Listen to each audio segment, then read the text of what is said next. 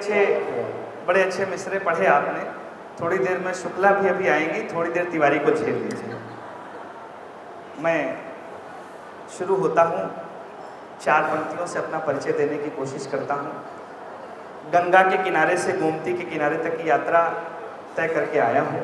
4 पंक्तियाँ मेरे तेवर की देखिएगा। मैं क्या पढ़ता हूँ कि जलाकर रक्त को मैं रात में दिनमान लिखता हूँ, जलाकर रक्त को मैं रात में दिनमान लिखता हूँ, कटे जो शीश वेदी पर उन्हीं की आन लिखता हूँ।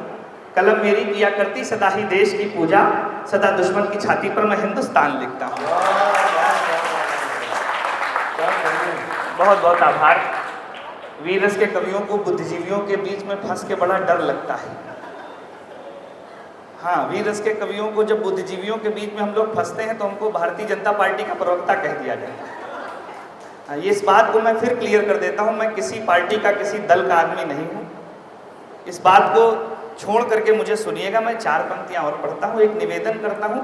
मेरा नाम विश्वनाथ है, मेरा नाम सार्थक हो, मेरे नाम की सार्थकता आप तक पहुँचे तो आशीर्वाद दीजिएगा कि मस्तक पे गंग लेके नाम में अनंग लेके गौरी माँ को संग लेके भोले चले आइए। मस्तक पे गंग लेके नाम में अनंग लेके गौरी माँ को संग लेके भोले चले आइए। हर ओर है पुकार छा रहा है अंधकार, तीजा नेत्र खोल प्रभु काम को जलाइए। और ज्ञानियों का ज्ञान रहे, मानियों का मान रहे, विश्वनाथ शक्ति का प्रमाण दिखलाइए।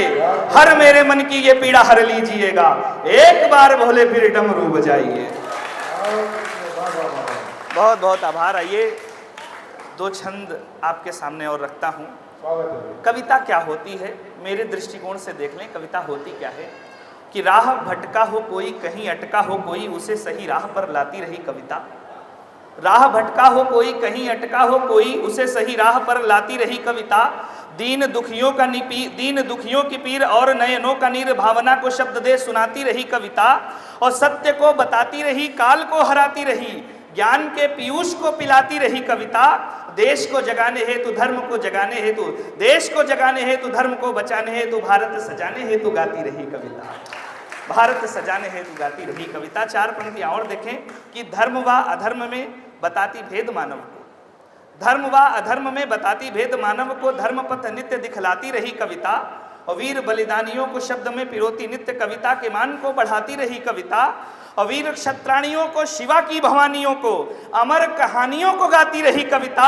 शब्द शब्द समिधा में होम करती है सदा, बलिदानी ज्योति को जलाती रही कविता।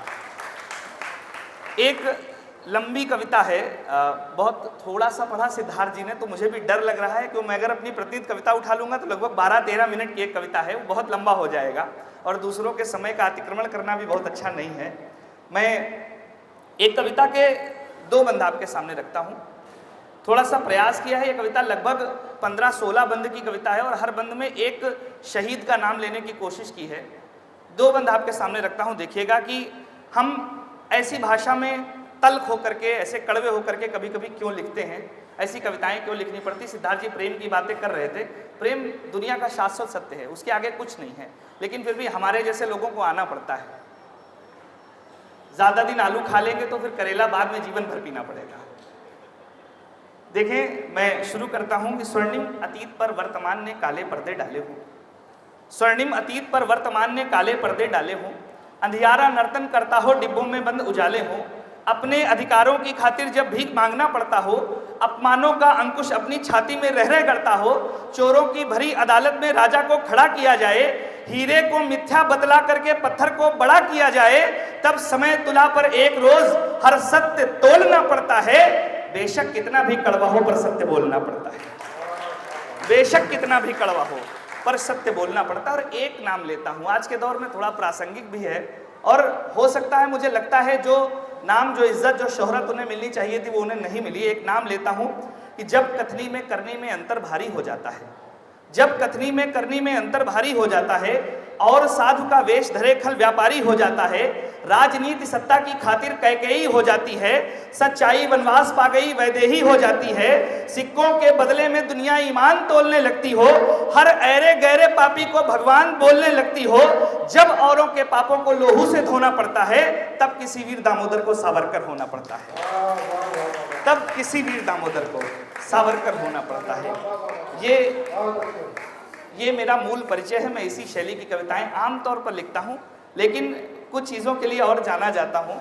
मैं एक गीत के साथ अपनी बात को समाप्त करने की इजाज़त चाहता हूँ। 1 मिनट का एक गीत, चूँकि जो लोग मंच से परिचित नहीं है, केवल फेसबुक आईडी से परिचित हैं, वो यही जानते हैं कि विश्वनाथ तिवारी मूलतः गीतकार हैं, लेकिन पहली पहचान बतौर वीर रस के कवि की है, लेकिन गीतों पर पिछले 10-12 वर्षों से काम कर रहा हूँ। एक युवा पीढ़ी बैठी है, एक गीत आप लोगों के लिए समर्पित करता हूँ कि बात बात पर रील बनाने वाले तुम, बात बात पर रील बनाने वाले तुम रियल जिंदगी को कैसे पहचानोगे। बात बात पर रील बनाने वाले तुम रियल जिंदगी को कैसे पहचानोगे। कहीं नदी के तीर एक छोटा सा घर, घर में रहते 2 बूढ़े नाना नानी। सौंधी खुशबू जो मिट्टी से आती थी, कंपट चूरन मिट्टी तारे शैतानी। छुट्टी में अमेरिका जाने वाले तुम रियल जिंदगी को कैसे पहचानोगे। बात बात पर रील बनाने वाले तुम। और इस कविता में बहुत बढ़ा चढ़ा के नहीं कहा है, छोटे छोटे नाम लिए हैं जो 90 के दशक में पैदा हुए हैं या 90 के थोड़ा पहले पैदा हुए हैं, उनको बड़ा आनंद आएगा। चिट्ठी स्याही और गुलाबों की खुशबू, चिट्ठी स्याही और गुलाबों की खुशबू, जिसमें तन क्या मन भी डूबा था। चितवन नखरे शिकवे और शिकायत भी, सब कुछ लगता बिल्कुल नया अजूबा था। रो रो कर सैयारा गाने वाले तुम, रो रो कर सैयारा गाने वाले तुम रियल जिंदगी को क्या पहचानोगे। बात बात पर रील बनाने वाले तुम रियल जिंदगी को क्या पहचानोगे। और देखिएगा कि मट्ठा आलू दही बाजरा या गन्ना, मट्ठा आलू दही बाजरा या गन्ना, ठंडी रोटी और गर्म गुड़ की यारी। मट्ठा आलू दही बाजरा या गन्ना, ठंडी रोटी और गर्म गुड़ की यारी। बथुआ सरसों चना और बैंगन भरता, इस पर सारी दुनिया की नेमत वारी।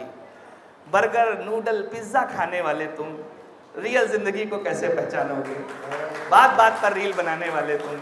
और गीत का अंतिम बंद रखता हूँ और अपना स्थान लेता हूँ कि चाचा चाची मामा मामी के रिश्ते, चाचा चाची मामा मामी के रिश्ते और बुआ का जरा जरा में गुस्साना। अब बुआ केवल रील में रह गई गुस्साने वाली बुआ। चाचा चाची मामा मामी के रिश्ते और बुआ का जरा जरा में गुस्साना। भौजाई का कान पकड़ना इठलाना, बाबूजी का आंखों आंखों हड़काना, बाबूजी का आंखों आंखों हड़काना।